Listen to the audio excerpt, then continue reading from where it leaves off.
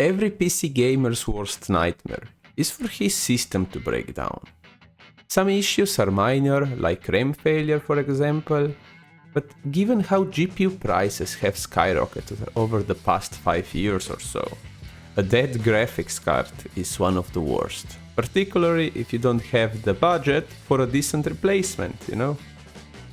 Well, as I was in a similar situation, starting around October 2020, my GPU was getting older and older, and I had just gone back to studying, so my finances were tight and rationed. A year later, I took a short-term job for 3 months as I had the first semester free, which gave me a bit of a breathing room. What I didn't fully account for was regress, which is a state-mandated annual allowance in Slovenia, which has to be equal or greater than the minimum wage, and since I only worked for 3 months, I got a quarter of that amount, but still, that was enough for me to upgrade my CPU, RAM and motherboard combo.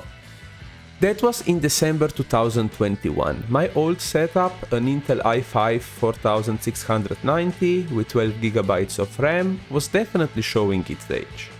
I will make a video about it and how it would fare nowadays, as it was my first ever PC that I bought myself approximately 10 years ago.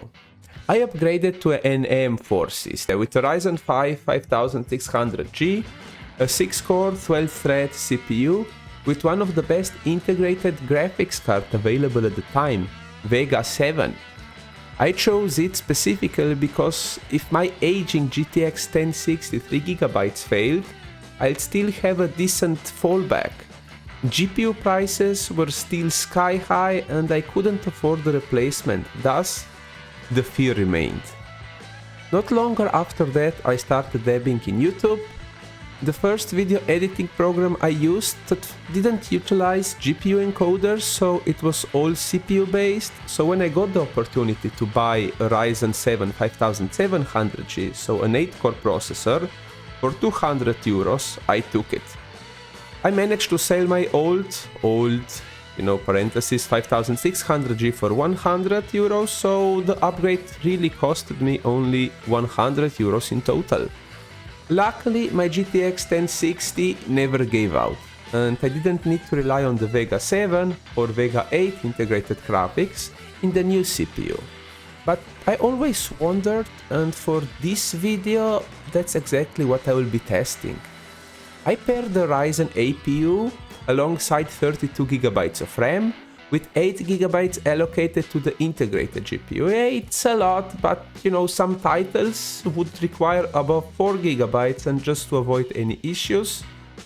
And also 24GB of RAM, it's still plenty for the system nowadays, Sadly, when swapping out the CPU in my test bench, Windows somehow got corrupted. And after wasting a lot of time trying to fix this, I had to make a clean Windows install, which is good for testing and all, but it took so much longer. And mostly my repairs attempt, not the actual install, but still, fuck you Windows for wasting my time. But now let's continue. For testing, I'll be revisiting some of the games I played during that period, along a few others to see how things might have played out if the worst case scenario had come true for me. I'm starting off with Isonzo, the game that helped grow my YouTube channel, and other games that you saw on my YouTube. Later I will continue with some games that I played but were not featured. Know that all games were run at 1080p if not stated otherwise.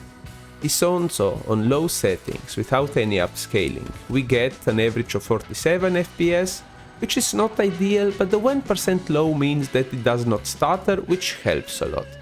Yet, if I want to be above the 60 FPS mark, lowering the resolution to 1600 by 900 did the trick.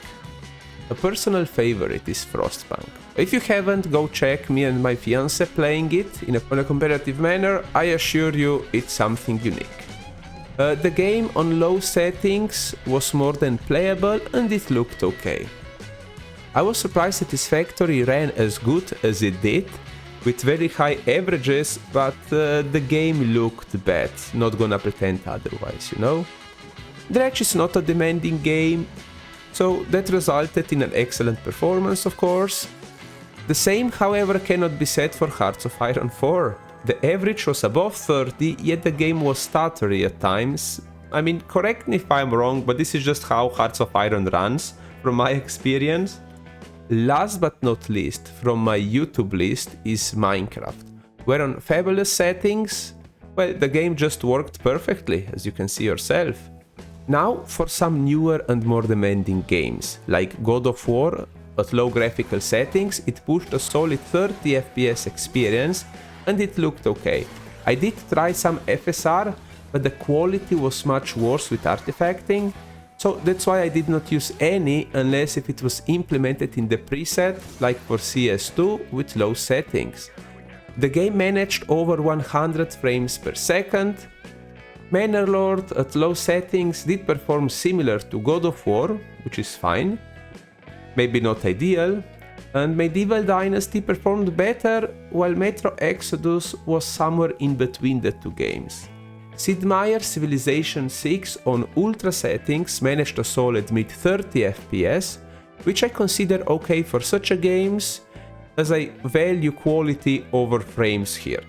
The two most demanding games proved to be The Witcher 3 and Horizon Zero Dawn.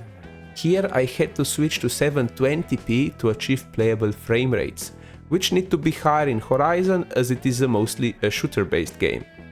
When recording the gameplay using the built-in encoder, we get worse results on average compared to when we are not recording. So without recording, we did get on average around 20% more performance and 30+% for the 1% lows.